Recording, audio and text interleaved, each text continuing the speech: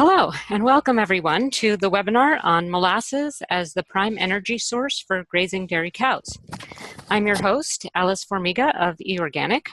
eOrganic has many articles, videos, and webinars about organic farming and research, and you can find all of them by typing webinars by eOrganic into a search engine. And you can also find the recordings on the eOrganic YouTube channel. We are recording this webinar, and we will have the recording available on YouTube within 1 to 2 weeks. The webinar will last about 45 minutes to an hour, and when it's over, we'll have 30 minutes for questions. If you have a question at any time, feel free to type it into the Q&A box on your webinar control panel. And if you don't see the Q&A box, there should be a black bar with some controls at the bottom of your screen. And if you click on the Q&A one, that should pull it up. So this webinar today will be presented by Kathy Soder, who is an animal scientist at the USDA Agriculture Research Services Pasture Systems and Watershed Management Research Unit in University Park, Pennsylvania. There, she conducts a variety of research projects that evaluate the effects of different pasture systems on the grazing behavior of ruminants and how farmers can use these systems to optimize forage and animal productivity.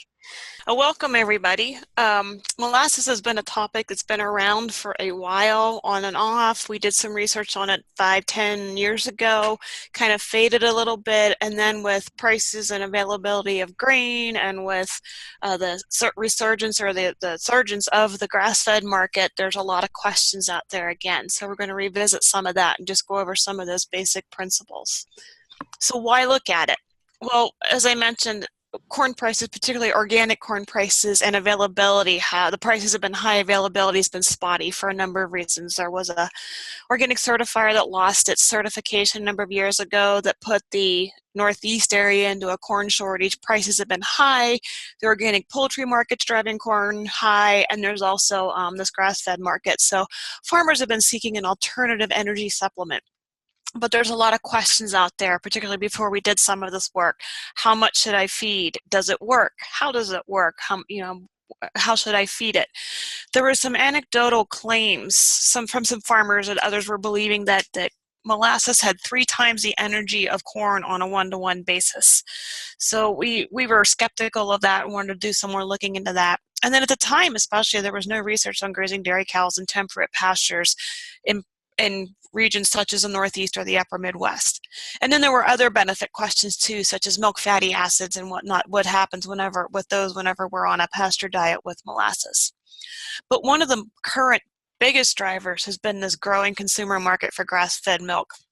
Most people know there's a commercially available milk in some regions now. It seems to be expanding. There's been a premium price for it. In our region, it's about $4 per hundredweight over the organic price. But the restrictions are that no concentrates or grains can be fed. Corn silage is prohibited, and you cannot feed small grains with seed heads allowed. You can graze small grains if the seed heads are not there. So obviously there's some drawbacks with that. You may have decreased milk yield, decreased body condition score in your cattle, your breeding efficiency may be affected, and there have been some train wrecks with some folks that have gone no grain cold turkey or even slowly, and so we want to prevent this from happening and provide some good guidelines. So to start with, how much milk can we expect if we feed only pasture and no grain? And this is from a number of studies, and I see my slides. I don't know if can you read the bottom of the slide there? It just says results from recent research trials. And looking at about 45 to 50 pounds of milk on a little bit lower, that last one was actually with some Jersey, so they're in the mid-30s, low to mid-30s. So you can expect about that much milk. But the problem with some of these studies is they were conducted with cows that were kept in confinement, put out on pasture for X number of days, not fed grain. What happened? But what wasn't answered in a lot of these studies is what happened long term: body condition score, long-term milk production, breeding efficiency. And so these are the questions that we had to go to the farmers to, because we didn't have those answers from a research setting. So does it make sense to feed some energy to cows on pasture? High quality pasture is very high in protein, well exceeding the nutrient requirements of the animal. And in particular, it's high in rumen degradable protein that breaks down in the rumen rapidly, and low in non-fiber carbohydrates or energy. So we've got too much rumen that rapidly degrades and not enough energy. So what happens to that? So we have this degradable protein in the rumen, this rapidly broken down protein. It's broken down into amino acids and peptides, which are short chain proteins. And one of two things can happen. It can either be used by the microbes into more microbial protein, which can then be used by the cows. More microbial protein will increase fiber digestibility, and these microbes will also pass into the lower gut to be digested by the animal as protein. But this requires energy. If there's not enough energy in the rumen, the protein is broken down into ammonia in the rumen. Ammonia is actually toxic, so it's excreted into the blood, goes to the liver, becomes urea, and it's excreted as urea, either in urine or in milk, urea, nitrogen. And you can see there's a couple of steps there where energy is required. If we don't have that energy, we can have an ammonia buildup, which is toxic to the animal and reduces rumen function.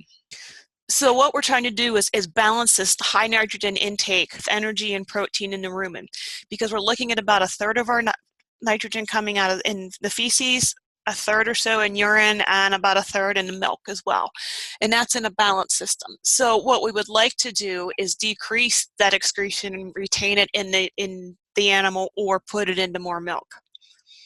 So we've had some farms that have looked at molasses as a primary source of energy on some grass-fed and or organic dairies. And why molasses? It's a high energy feed. It contains about 14 different sugars, as opposed to starch, which is found in corn and many other grains. It can be less expensive per pound fed. It's going to depend on your local prices, and it's going to depend on the current grain prices. It can be 39 versus 45 cents or more. For molasses versus grain, this is going to vary. I don't know what the current prices are, but this is the last time I checked. And then we had a lot of these farmer testimonials, and farmer testimonials can be very strong. We base a lot of our research off farmer testimonials, but like any gossip that runs around or testimonials, there's good, there's bad, and there's ugly. So we want to make sure we're giving good advice and that what we're seeing out there is actually happening. So they were saying to feed a third if you're feeding 3 pounds of cornmeal, you need to feed 1 pound of molasses. And that just really didn't make a lot of sense to us. And they were feeding between 3 and 7 pounds per cow per day. And the 7 pounds is getting to be quite a bit.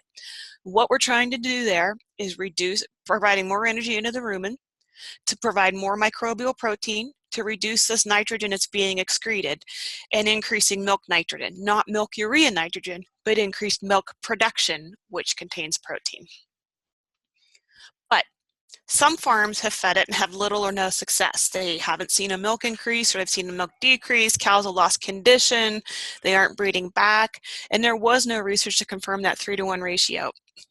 If you look at the NRC, National Research Council recommendations for dietary recommendations for cattle, it's about the same energy value as corn on a 1-to-1 basis. It's a different type of energy, that sucrose or sugar versus starch, which degrades differently in the rumen. So there will be some differences in ruminal fermentation. And then if you look at the prior molasses research that's out there, it wasn't fed at a high rate. It wasn't fed to grazing dairy cows and temperate pastures. A lot of it's out of the west on rangelands, fed as urea or mixed with some urea or some other protein sources, because it was fed to cattle eating some very, very low quality forage. It was often fed in combination with grain, which we couldn't tease out what was molasses and what was grain, and it was very dated research. So again, as I say, we had some nutritional issues, especially if molasses is overfed. High sugar levels, low starch levels. Sugar degrades a lot more rapidly in the rumen than starch does. And if you get too much sugar in the rumen, it's toxic to the bugs as well, the rumen bugs, and they won't function as properly. We have that high protein from pasture. And then, as I mentioned, we have that ammonia potential for milk, urea, nitrogen. And so we can run into a lot of problems, as you can see there: body condition, breeding performance, milk production, and so forth. So we want to prevent these and have a good balanced diet. So what we've done is we took a 3-tiered approach to this. And the first study we actually did in vitro, which was in the lab. We wanted to look at the effects of molasses on ruminal fermentation. So we did it in continuous culture. And for those that haven't seen it, this is a continuous culture fermenter system. And these are basically simulated rumens. We take rumen fluid from a cow, which you can see there as the brown liquid. Is after we inoculated them, it turned a lot greener after we fed them for a few days. And this is due to the diet of the donor cow. But We take rumen fluid and inoculate these and then basically keep it alive. We feed it a saliva, a buffer, an artificial buffer. We have it anaerobic with no oxygen. We stir it to simulate the rumen, and then we feed them. And then we can measure all the components that come out of the rumen, the volatile fatty acids, the pH, the ammonia, and so forth, and digestibility. So what we did in this study is we compared molasses with cornmeal. So we fed ortograss as our forage. So we had an ortograss-only diet, which was our control diet. 5% molasses plus the ortograss pasture. This is 5% of the total amount fed, or dry matter intake if it was a cow, and cornmeal at 7%. And we were trying to balance energy there. It was a little bit different, so we were trying to get same net energy of lactation there. And then we fed a combination of this 5% and 7% plus the pasture. And we measured pH, volatile fatty acids, bacterial nitrogen efficiency, nutrient digestibility, and nitrogen utilization, just looking at how efficiently the rumen was functioning. So if you look at nutrient digestibility, we have dry matter in blue, NDF or neutral detergent fiber in red, and crude protein in green. And the only difference we saw was with the crude protein, where crude protein digestibility was a little bit higher with the molasses, lowest for the pasture, and intermediate for the other two whenever corn was included in either the cornmeal or the molasses plus cornmeal. So we did see a little bit of a boost in protein digestibility, which might be indicating there was a little bit better balance of nutrients of that energy versus protein to produce more ruminal protein. The ammonia concentrations, again, if you recall, the protein's broken down into peptides, amino acids, and ammonia. And we were looking at the higher the level means the less efficient the animal or the rumen is. Pasture was the highest. These three were the highest. We only got a decrease when we combined the molasses and cornmeal. So it's not a huge difference, but there was a little bit of synergy there, a little bit of a benefit in providing a little bit of molasses plus cornmeal. Oops, sorry. If we look at bacterial efficiency, which is telling us the turnover and how much bacteria is being produced in the rumen, and total volatile fatty acids, there were no differences across any of the treatments. So we did not see a real big ruminal fermentation difference. So when we're looking at application of this study, granted it's an in vitro study and doesn't look at the whole animal, but it's a good way for us to screen treatments and then take the treatments to the animal. There's a lot of variability on on-farm response to molasses supplementation, and we think one of the big factors might be forage quality. It could be the molasses source or nutrient content, because there is some variability based on source, if it's coming from sugar beets versus some other sources, and what other supplements are the animals being fed as well. Greater supplementation rates could be warranted, but they could depress nutrient digestibility. And you also have to look at the cost. So what we did next is we wanted to look at, these implications and what happens. So for this study, molasses responded similarly to cornmeal in improving in vitro nitrogen utilization. So they were equal. Could look at cost there, only minimal improvements over the pasture diet. So you have to look at that cost versus benefit ratio. Was it worth it or not? We got a little bit of a benefit, but not a lot. So obviously it needs to be taken and evaluated at the cow level. The other thing is the forage quality may influence response to molasses, as I mentioned. There could be an interaction between forage quality and the level of molasses supplementation, but that had not yet been investigated. So that's what we decided to do, is look at that interaction, evaluate that interaction. So to do that interaction, we had 2 levels of molasses. Again, this was another in vitro study with the same continuous culture system. 5% molasses or 10% molasses as a percent of the total amount fed. And then we had what we called a good quality and lower quality pasture. I'll show you the values here in just a minute. So we had a higher quality and lower quality pasture and fed both levels. So there was 4 combinations there of all levels of molasses and both levels of pasture quality. Looking at the forage quality, and these were certainly not extreme differences by any means, but would have been fairly typical of grazing dairy cows fed either something that was a little bit less mature versus just a little bit more mature. Looking at in our good quality pasture, about 27% protein versus 20. Rumen degradable protein was a little bit higher. Fiber was a little bit lower, about 10 points lower. Starch was higher because it's less mature forage. Water-soluble carbohydrate, another indicator of energy, was a little bit higher, and net energy for lactation was a little bit higher. So these were typical ranges for forage quality in Northeast dairies, which is why we used them. Again, jumping to those results, when we looked at nutrient digestibility, All we saw, here we have the good quality and 10% molasses, good quality forage and 5%, low quality and 10% molasses, low quality forage and 5%, just to give you an idea of which treatments are which. We had a forage quality effect in dry matter digestibility. The two lower quality forages were slightly lower in dry matter digestibility, the blue bars, than the good quality forages, which we would expect. A lower, less mature forage is going to have a higher digestibility. But we saw no differences in neutral detergent fiber and fiber or crude protein digestibility. So it was just a minimal effect.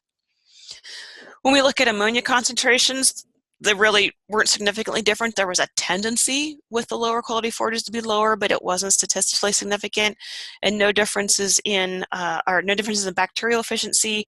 We saw a forage quality effect with the lower quality foraging having lowered total digestibility or volatile fatty acids, which would go back to lower digestibility. So how many? I bumped it there. How many? Okay. So our implications from this was there were no significant interactions between forage quality and molasses. Now, granted, forage quality wasn't as extreme in the original studies from the Intermountain West, where they're looking at range conditions, but that's not the type of forage we are feeding dairy cows either, at least not by choice. So the disparity in animal production on farms may be due to a number of factors. Could be the timing of supplementation. When is the molasses fed in relation to when the forage is fed?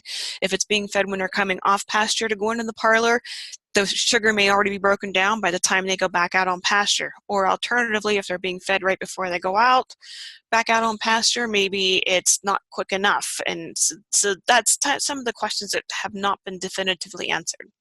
Again, I go back to molasses source because there'll be differences in nutrient quality, how much molasses is fed, adaptation of the cows to pasture and to molasses, and also the forage quality. So molasses did not significantly impact ruminal fermentation either alone or in combination with corn. There was no interaction with forage quality, and farms successfully using molasses must consider other management factors that may be the cause for that success. Sometimes what we think is causing success isn't always that. Evaluate cost all the time, and you have to consider ease of handling. Summer flies, cold weather, slow as molasses in January, so that can be an issue as well.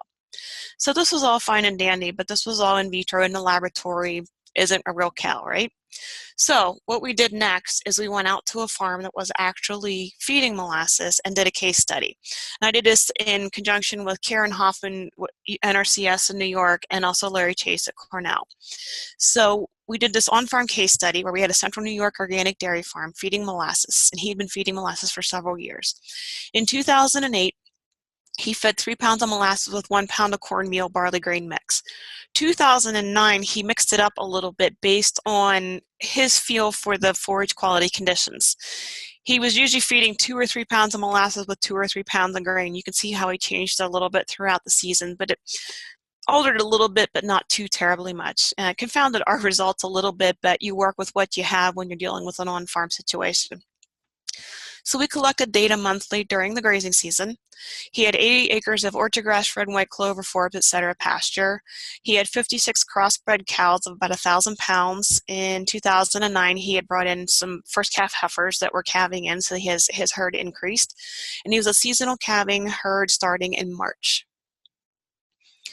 So the molasses in this case was poured over some cornmeal when the cows were in for milking in the tie stall. And so they put it over the cornmeal to slow the intake a little bit because they were really gobbling it up. So again, he was feeding 2 or 3 pounds of each. It varied a little bit depending on the year and his feel for how the cows were doing. He monitored body condition score, fed a little bit more if he thought they were getting thin, a little less, so forth. But we monitored body condition scores, milk production, somatic cell counts, milk components, milk urea nitrogen, and pasture quality. And this information was put through a model, the Cornell Net Carbohydrate Protein System model, to analyze these diets. If we look at body condition score, you can see the cows started out, they calved, well, this is in May, so it had been a little bit after calving, at about 2.5, and in 2008, the average score was right at a 2.1. So there were some pretty thin cows in that herd that year. If that was the average, obviously there were some cows over that, some cows under that. 2009, whenever he adjusted it a little bit, the body condition score stayed a little bit better. The forage quality was also a little bit better, so that may have had an impact as well. But the milk production dropped, and we had some very significant drops. We look at about a 3 to 9% drop in persistence rate throughout per month, and during late May to late June, we had a 25% per month drop in milk persistence. They were dropping rapidly in milk. And over the 6 months, it was about 12%. So it's faster than what we would like to see, because once you drop that, you don't regain that milk production and you're losing total production for the whole lactation. A lot of that was due to low pasture quality, especially this time of year. Very rapidly growing. It was getting ahead of everybody, getting too mature. So, if we could do some forage quality changes and get on it, maybe mow some pastures and get back on it a little bit quicker, that may help. But that was the reasoning for this significant milk production drop. Milk fat was running in May was a little over 4%, and of course as lactation progressed, with this being a seasonal herd, was a little over 5. He had a pretty good Jersey influence in this herd, so he's running 5% milk, so about what we would expected. And then he was also adding some hay in September and October of these years, and so that would help with some butter fat as well. Protein was much higher in 2009 than in 2008, and this might be attributed to in 2009 he was adding a lot of first calf animals, and there were some aging animals, and I think it might have been the dynamics of the herd. Also could have been some forage quality, but probably because of some of the significant number of first calf heifers coming into that herd during that year.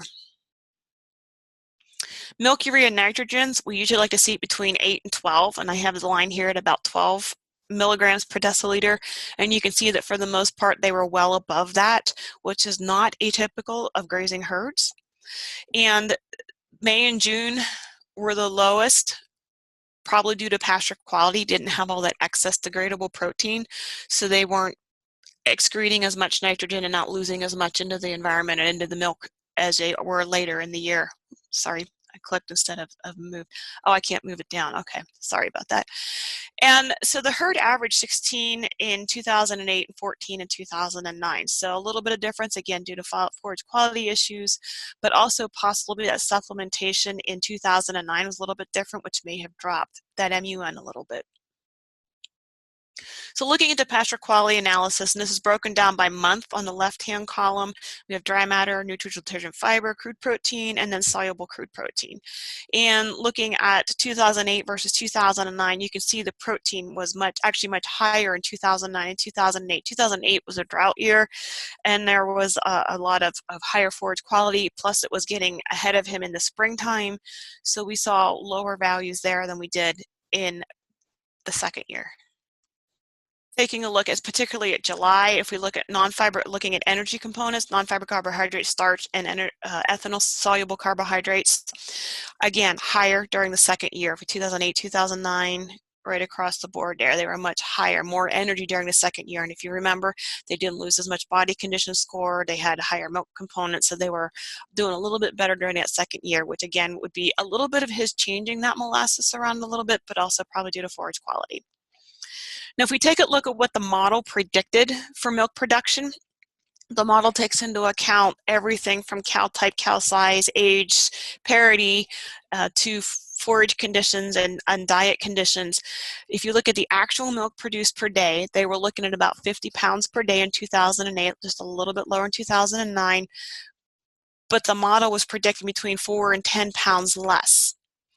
And how could they do this? And this was the first limiting. If you have metabolizable energy, metabolizable protein, since the protein was higher, there was a lot more protein available for milk production, but energy was first limiting. So that was what was limiting milk production.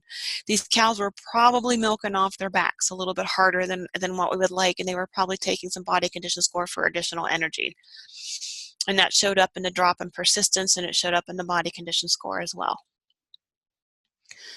And again, if we look, this is just this other months, August, September, and October, again, the milk, you're only showing 15 pounds per day where they were milking about twice that. So they may have been, again, milking off their back still. And then in September, October, we're getting into some areas where they were feeding some forages, supplemental forages both years. So it's probably not as much of a disparity as it was when they were on an all pasture diet. Milk urea nitrogen values, May, June, and July. If you look at what was predicted, they were in the 20s and 30s for a good part, or high teens. But these cows were not getting that high. There was a 20 here, but where it was predicted to be 33, it was an 11, only 11.5. Why is that? Does this really mean molasses is 3 times the amount of corn? No. Could the CNCPS value for molasses be wrong? Possibly. We don't have a lot of data for how it's reacting in a pasture system. But we also see some grazing herds that don't have high MUNs despite being on very high protein pastures. We have a grant right now with some other folks who are looking at this, and I think you'll hear from some of them tomorrow in a webinar on grass-fed, and we're trying to evaluate why some of these herds don't have high MUN and how we can replicate this in other herds and figure out why they're doing this. Because if they did have these high MUNs, they're excreting that nitrogen into the environment, which is obviously a nutrient management issue. So the conclusions from that study were sugar from molasses may not compensate for the lack of starch. It's not a all-encompassing answer, and it's not going to just replicate. And we're feeding very, very low levels. You can only feed so much molasses and so much sugar. You can actually feed more starch than you can sugars without impairing ruminal function. So the higher starch from the corn appears to improve body condition score, milk protein, and milk urea nitrogens, because in 2009, when he was feeding a little bit more corn, the cows reached a positive energy balance sooner, but pasture quality was also higher. So we really don't know which factor was at play, or was it an interaction of both. So, but the cost of the organic starch sources of corn is certainly a concern. So can you afford to lose a little bit of milk in production to have a lower cost to feed molasses? And if you're in a grass-fed milk environment, that's what you have to do. You don't have the option of feeding corn. So there's been some research ongoing, and we've got another study we just did looking at rumen dynamics in an animal trial. So finally, with this molasses work, we did one more study, and we went up to the University of New Hampshire because they have an organic grazing herd, and we looked at the effects of feeding cornmeal or molasses on milk production of grazing organic dairy cows in a situation where we could control the environment, where we could feed them and manage them as we saw fit. When you're on a farm situation, things change, things come up, farmers make decisions, and we have to work with that, whereas we have more control in the situation and can control more of the variables. So I worked with Dr. Andre Brito, who is in charge of the dairy up there, along with some students and technicians in that project. So the objective was to compare the effects of cornmeal or molasses on milk production, milk composition, and nitrogen metabolism.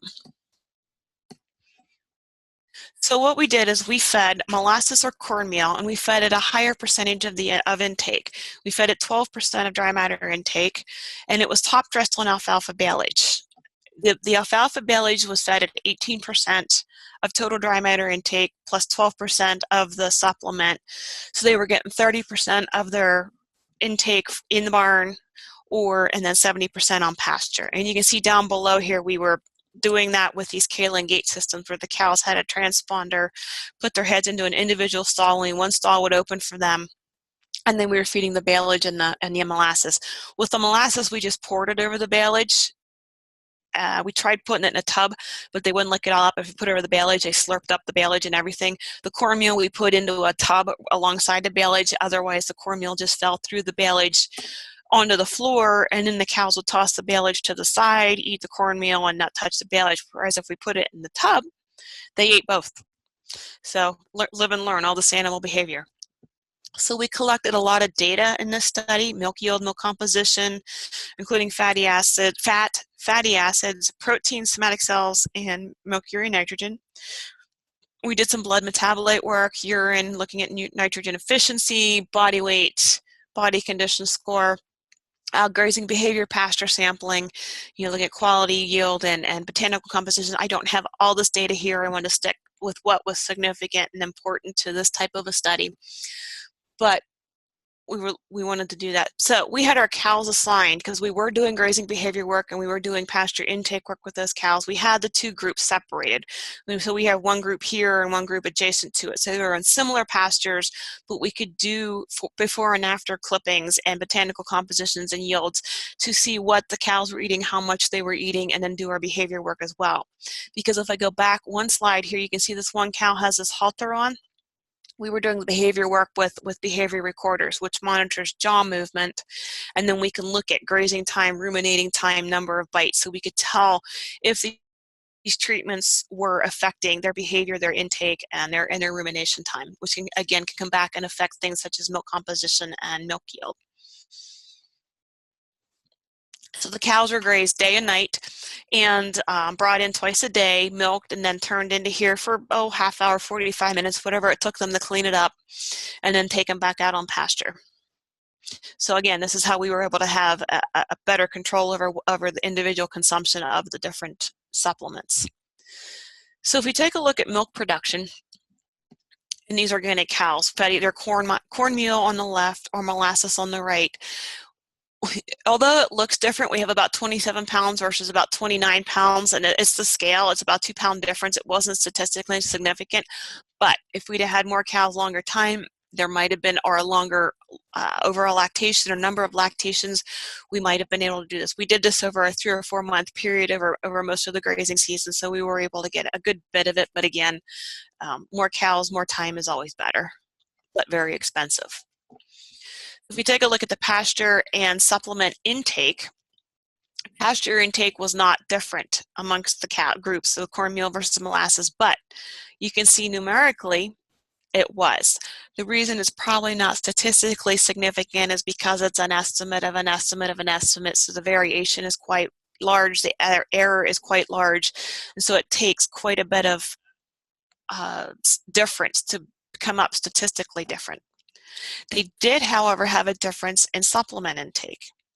And why might that be? The molasses cows had greater supplement intake than what the cornmeal cows did. They were offered the same, their various supplements. We told you we top dressed the molasses, we put the cornmeal in a tub beside the baleage, and they were offered baleage, same amount of baleage to every animal. Well, what was happening is we think some of the baleage wasn't top quality. There might have been a little bit of mold, not quite perfect fermentation in it, and top dressing the molasses on the baleage actually seemed to increase the intake of the baleage, and so they were cleaning up more of the baleage, and they had more refusals with the cornmeal. They eat cornmeal out of the tub, eat some of the baleage, and then leave baleage. So these cows were not only eating more supplement, but were also eating a little bit more pasture. And if we go back to the milk yield, they were milking a couple more pounds of milk. So again, we're getting into some tendencies here with some of this, and this was significant, this was not, it was close, but it was not. But we did not see, numerically or statistically did not see a difference in dry matter intake, although, 3 or 4 pounds can make a difference. And percent of their pastures, the total dry matter intake was a little over 70%, with the balance being their supplements. So they were getting quite a bit of their intake from pasture. Taking a look at milk yield and composition, as well as the body weights and gains. Sorry, I forgot to convert this one into pounds, so you can more or less double it, 2.2 pounds per kilogram, so about 23, 24 pounds of milk, 25, 26 pounds of milk per day in the final analysis. These were Jersey cows. They were running about 4.8% milk fat. No differences there. There were no differences in any of these. Milk fat pounds per day was not different. Protein, again, not different as a percentage or a pounds per day, around 3.5% milk protein. Lactose was 4.6, 4.7, and then body weight gain. These cows did seem to be gaining more body weight. We're not sure if this was an artifact of how the cows were blocked. We tried to block them so that each group was equal in body size, number of lactations, body condition score, but there could have been a little bit of bias there, or perhaps it was, tending towards this cows gaining more weight. But again, it was not significant, so we cannot come to that definite conclusion. So we look at milk urea nitrogens and plasma urea nitrogen in the cows. This is in the milk and in the blood, because it goes into the blood first and then comes out in the milk. And it was much higher in the cornmeal cows than in the molasses cows. And at this level of supplementation, and if you remember, it was 12% of total dry matter intake, the sugars in the molasses seem to be a better match to recapturing the protein in the pasture than the cornmeal. They were losing more as ammonia coming out as urea, being lost into the environment. It's a cost, energy cost that converting the ammonia to urea was an energy cost that could have been put into milk production. And plus, protein's expensive. We don't want to waste it. If we have it, we want to keep it because they could produce more milk from that. So, there is something suggesting there that was a little bit different from our other studies, but when you go to the cow doesn't lie. So we need to listen to them, and they were telling us that maybe that was a little bit better.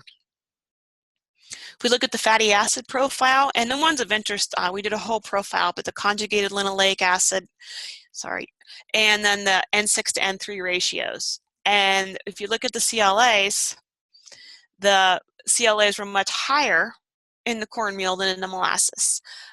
Don't have a real good explanation for that. They were on a pasture diet, same percent pasture diet, whether there was something happening in the biohydrogenation in the rumen of converting the fatty acids into CLA. But if your concern is CLA, this might be a concern. You're talking 0.83 to 0.87. You have to take it into a scale. It's not a huge difference, but it was a 5% difference, an increase in the CLAs of the cornmeal versus the molasses. If we look at the N3 to N6, or N6 to N3, there was a much more beneficial. We'd like to see it closer to a 1-to-1, and it was lower in the molasses than in the CLA, or in the cornmeal, than in the cornmeal. It's about 15% decrease. And so, if people were marketing products based on potential health benefits, we kind of had a discrepancy here, lower CLAs, but also lower N6 N3 ratio, which was better. So the conclusions from that study were that liquid molasses was fed at 3.5 pounds, or the 12% dry matter intake, can replace the same amount of corn when fed as the only non-structural carbohydrate or energy source. It's not a 3-to-1 per anecdotal claims as stated before. So don't think that you can feed 1 pound of molasses to 3 pounds of corn. It's not going to be quite the same effect. We didn't really see a huge effect on milk yield and components. Did see decreased milk urea nitrogen, which indicates increased nitrogen utilization, which is a more efficient system, producing more microbial bacteria, which then can increase digestibility. Those microbes pass through the gut and are digested like any other protein source by the animal. And we saw a slight positive effect, well, the CLA was a little bit lower, but the N6 to N3 fatty acid ratio. But again, it has to be economically competitive or for a specific milk market. If you're not grass-fed and you're looking at other options, it may or may not be what you're looking for. If molasses is one of your limited sources because you are grass-fed, then it is certainly an option to be fed to your cows. You just have to consider how you're going to feed it. Are you going to top dress it on a feed? Are you going to, again, us offering it in a bowl was not real palatable to the cows, but this was a short-term study, relatively several months. The cows had to adapt to it. Maybe over time they would have learned to slurp it up like a lollipop, but they weren't keen on just eating straight molasses, liquid molasses. They liked it better when it was on something like the baleage. And so that's something to consider too, is how you feed your cows. If you're not feeding any grain, how are you going to get the molasses into them? There's been some older research looking at putting molasses in water tanks, like a lick tank. And in that case, it did become like a lollipop, and they really, really overconsumed molasses in those cases. There was a study here at Penn State when Larry Muller was still here, high consumption of it, but they didn't see a milk response, but they certainly saw a hit in economics because of the cost of the lick tank and the cost of the molasses that was going through the cows. So that was the research we had done. We hadn't done anything since then because we thought we kind of answered what we could on the molasses, that it is certainly an option and that it can be used for these situations, but it's certainly not the silver bullet like everybody likes to claim. And so, it's a tool to consider in your operation for if you can't get corn, if corn's too high, if you don't or can't feed corn, and you want to look at something else. So with that, just a couple minutes early, but that's what I had, and we can open it up for questions at this point. And there's a shot of our behavior recorder. So we put all kinds of equipment on cattle to do our research when people wonder, because when you're in the barn, you can put feed in front of a cow, weigh it, put it in front of them, weigh it back, and you know what they ate, how many bites and all that if you watch them. But in the pasture situation, it's a lot more complicated. So we have to be a little more creative with our equipment. So with that, Alice, I will open it up. Okay, that sounds great. Thank you, Kathy. I'd just like to encourage everyone to ask questions since we don't have a huge audience today, so chances are you can get your question answered. And I also wanted to say, Kathy mentioned that we have a webinar going on tomorrow, which is called Grass-Fed Dairy Challenges and Opportunities in this Rapidly Growing Market. So if you would be interested or you know someone interested in attending, the easiest way to find that is to just put in webinars by eOrganic into Google or another search engine, and you'll find all of our webinars, all of our upcoming, and all of our archived webinars as well. And this one is being recorded, and we are going to be putting up the recording within 1 to 2 weeks at the most. So if you'd like to ask a question, just type it into the Q&A box on your screen. If you don't see that, there ought to be a black bar at the bottom of your screen. I know some people have already typed in questions. You can use the Q&A box or you can use the chat box. Either one works. So we are having some questions coming in now. I can see them. Oh, you can see them. Alice. Okay, Yeah, that's great. I'll start at the top with Alan Wilder. Is that what you're looking at? Yeah, it says, you might want to read the question out loud so everybody. Yep, I can do that. Is molasses less likely to cause acidosis than corn?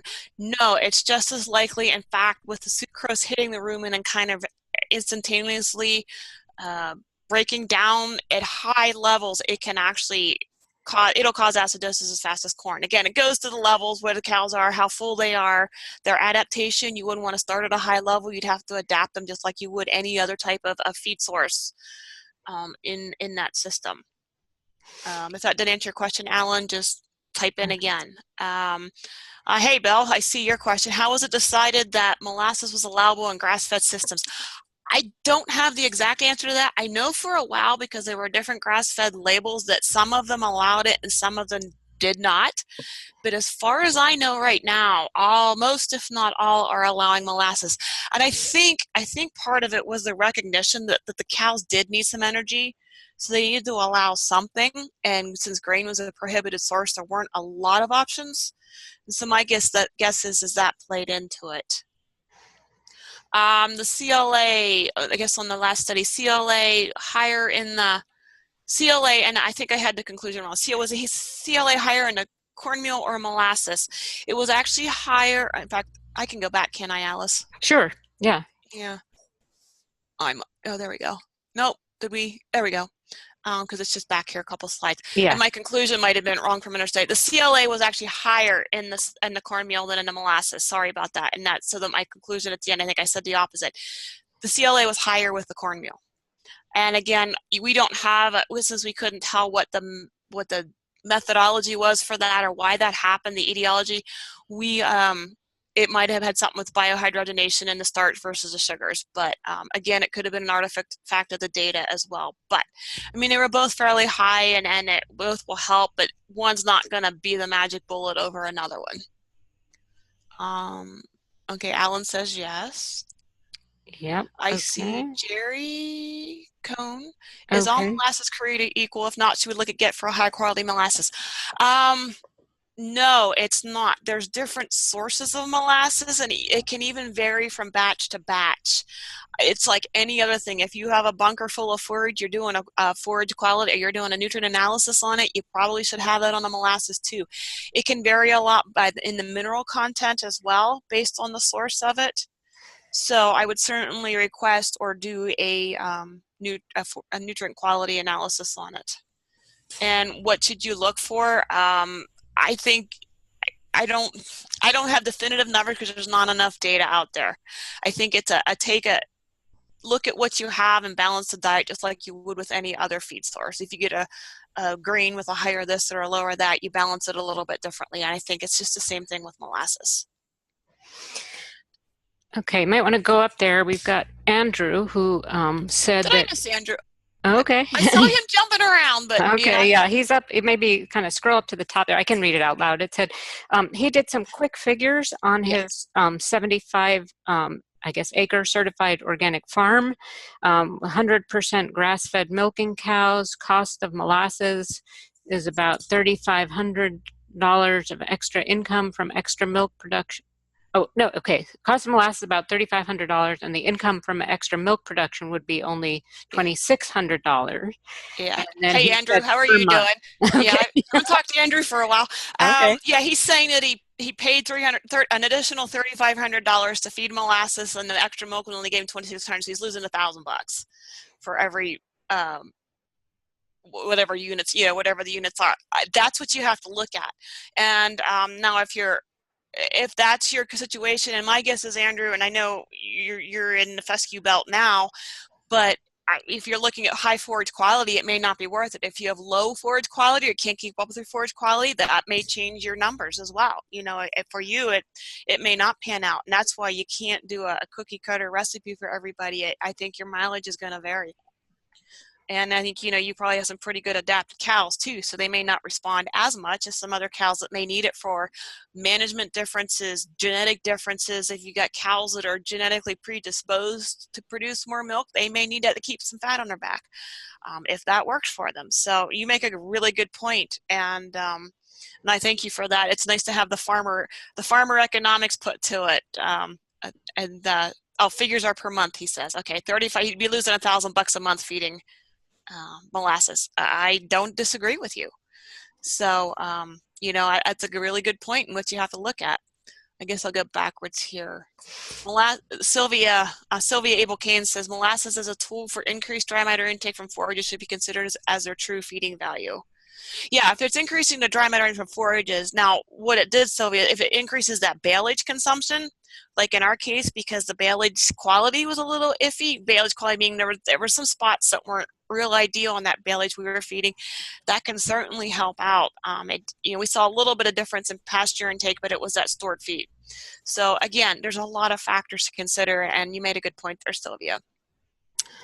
I see Alan still asking. I'll get to Alan and I'll catch, is it Asa? Do you attribute the lower MUN values to molasses being more rapidly fermented than starch? That's a very good theory. And yes, we can't definitively say that, but it could be. And it may depend on when that molasses was fed relative to pasture. Like I said, if those cows had been brought in, fed the molasses, stood in the parlor for an hour and a half and went back out, you might have seen a very different response because that sucrose could have been gone by then. But these cows were fed the molasses and went straight out the pasture, so that was breaking down rapidly, and it may have been available when they needed it for that pasture protein that was being broken down. And I think that caught the second part of his question. It said to pair with rapidly available protein.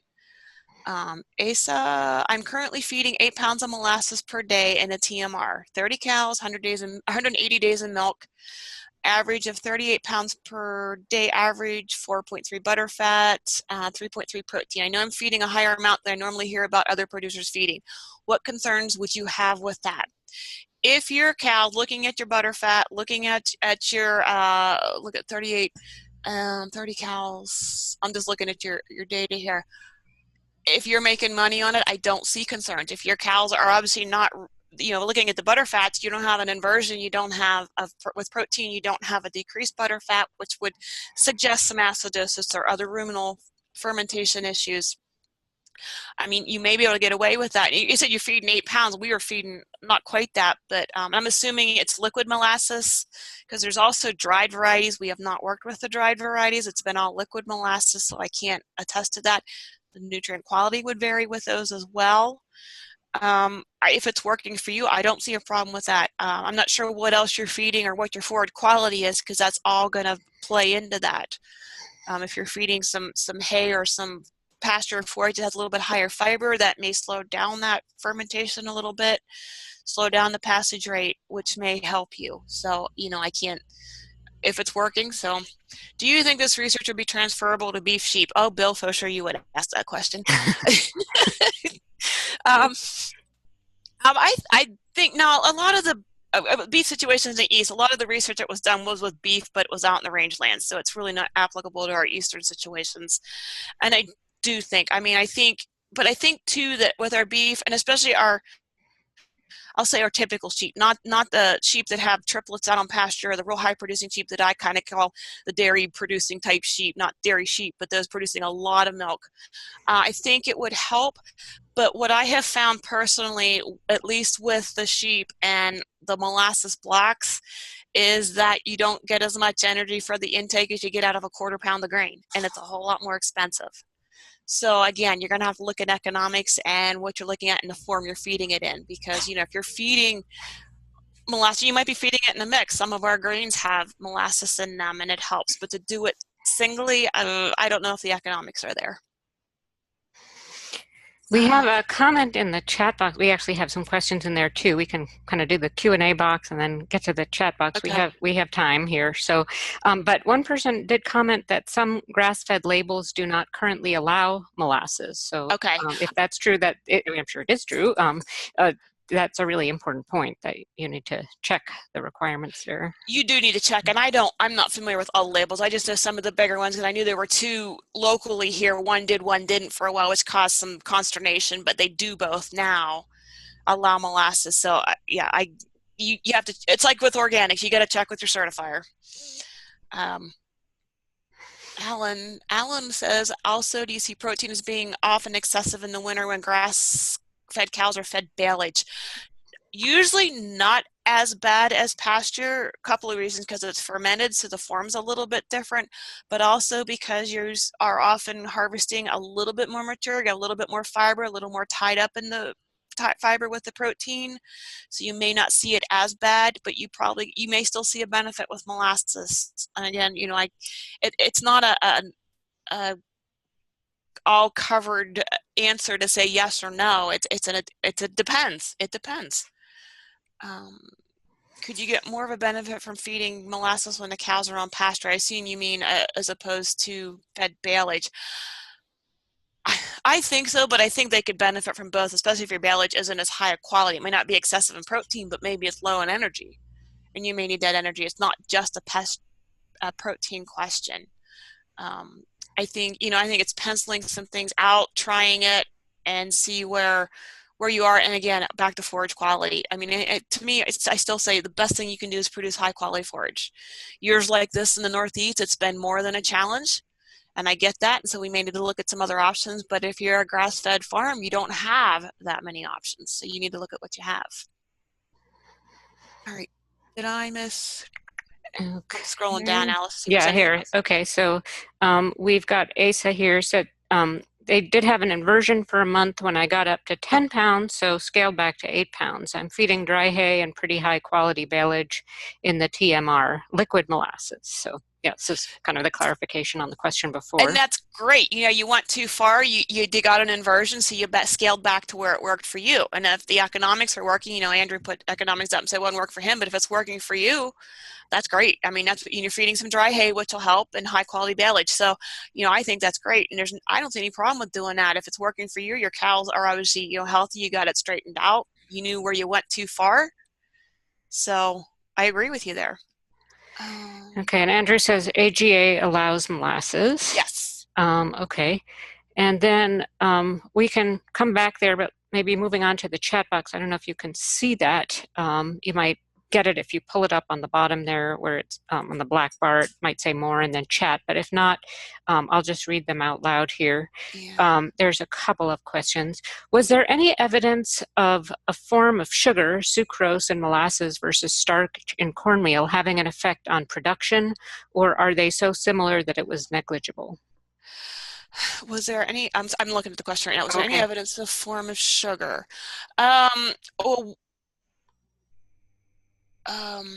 that's Eric. That's Eric asking down the hall here. I see that to all panelists. I'm not quite totally sure what you're asking, Eric, because there is a difference, and there's a difference in degradation rate of the sucrose versus the starch.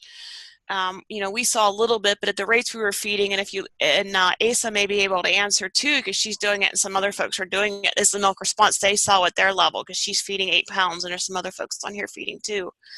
So they're not that similar. There's a different. Starch is a little bit delayed because of the corn and the breakdown and the way it breaks down in the rumen and the bugs attached to it, and the sucrose is pretty quickly, readily available. Yeah, there's the Dunlao molasses. Okay. I attended a seminar on feeding horses, broodmares, and they're relating some birthing use to molasses lick tubs due to dairies who are feeding molasses expects harder bursts, particularly thick placentas and larger bursts needing assistance. Well, that's a question I can't answer. I have not heard of that. And I know horses tend to react differently than a lot of other animals to a lot of things. So, and if it's a molasses lick tub, there might be some other things in there. It's not always just straight molasses. Sometimes there's some additions. But that's a good question. That would have to come from the farmers. Okay, feel free to comment. Yeah. Okay, and let's see. Ashley says, to add to Sylvia's comment, I've observed that some of the seasonal GF farms that she works with prefer to feed molasses only for the first 3 to 4 months after freshening, in theory to provide available sugar and encourage DMI intake. Sure, and that would make sense because you're trying to get them off to a good start. You're trying to get, they're going to be certainly energy deficient or in a negative energy balance at that point. 3 to 4 months, and they're going to reach their peak milk, and then they're going to start on decrease from there. So that's a really good comment. I like these in the field comments that add to it. Okay, and then Andrew says never heard of that. I'm assuming that's what the horses, Andrew, might be the minerals in the lick tub. And then Bill commented that lick tubs are almost always overconsumed by anything. Yes, okay. They're candy. They're okay. Candy. Let's see. But I have sheep at home in my own flock. I've measured the intake, at least the average intake of the group. If I know it's a 25 or 50 pound thing, how many days does it take to consume it? How many animals? And they do overconsume. They weren't doing it terribly, but when I looked at the cost of it and the actual energy intake versus corn, I could have done it with a 1/4 pound of corn. And we're not organic, so that would have been pretty cheap to feed corn versus the lick tubs. Okay, back to the Q&A here. Sylvia put in another question. The synergy of rapid releasing of simple carbs from molasses and slower starch from corn should work better for timing the digestion of cows on pasture than just molasses or just corn. Would you think that may be the reason why feeding both had better results on MUN reduction? I do. I think there's something to be said for that synergy, because you would have that rapid release of the molasses, and then of course the corn would come a little bit slower.